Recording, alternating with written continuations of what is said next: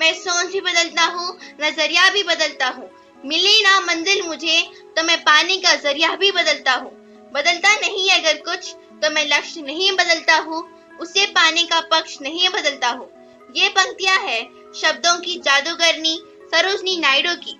भारत कोकिला कहलाने वाली सरोजनी नायडू एक मशहूर कवित्री, स्वतंत्रता सेनानी और अपने दौर की एक महान व्यक्ति भी थी। वे भारतीय राष्ट्रीय कांग्रेस की पहली महिला अध्यक्ष थी। आजादी के बाद वे पहली महिला राज्यपाल भी घोषित हुई। सरोजनी नायडू का जन्म 13 फरवरी 1879 को हैदराबाद में हुआ था। उनके पिता अघोरनाथ चट्टोपाध्याय एक वैज्ञानिक और शिक्षा शास्त्री थे। उन्होंने हैदराबाद के निजाम कॉलेज की स्थापना की थी। उनकी मां वरदा सुंदरी कवित्री थी। सरोजनी नायडू एक होनहार छात्रा थी और उर्दू, तेलुगु, इंग्लिश, बांग्ला और फारसी भाषा में निपुण थी। 12 साल की छोटी उम्र में उन्होंने मैट्रिक की परीक्षा भी पास कर ली थी।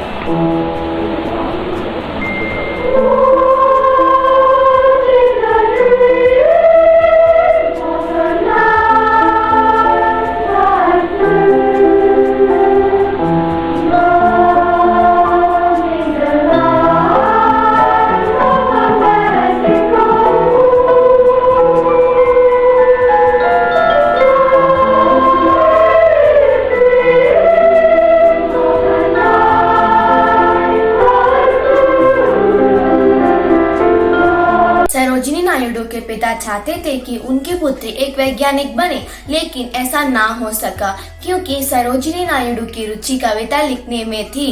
13 वर्ष की आयु में ही 1300 पदों का झील की रानी नामक कविता और 2000 पंक्तियों का एक नाटक लिखकर अंग्रेजी भाषा पर अपनी पकड़ का उदाहरण दिया। इन्हें शब्दों की जादूगरनी कहा जाता था।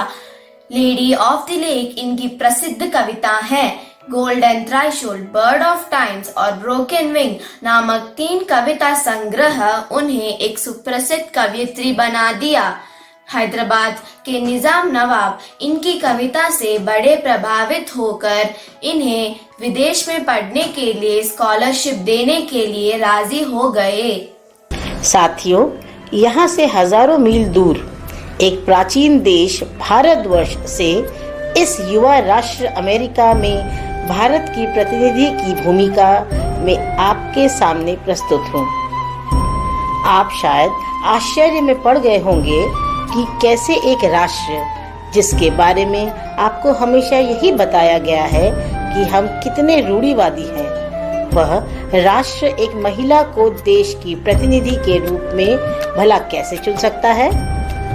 पर मेरे साथियों, अगर आप भारतवर्ष के इतिहास के पन्ने पलट कर देखेंगे तो आपको एहसास होगा कि हमने विश्व के कोने कोने से अपने संस्कारों का परिचय महिलाओं को केंद्रीय धुरी बनाकर ही दिया है। भारत में महिला सशक्तिकरण और महिला अधिकार के लिए उन्होंने आवाज उठाई। राज्य से लेकर शहरों तक हर जगह महिलाओं को जागरूक किया। 1925 में वह कांग्रेस की अध्यक्ष चुनी गई। 7वीं अवज्ञा आंदोलन में वह गांधी जी के साथ जेल भी गई। 1952 के भारत छोड़ो आंदोलन में वह 21 महीने के लिए जेल जाना पड़ा।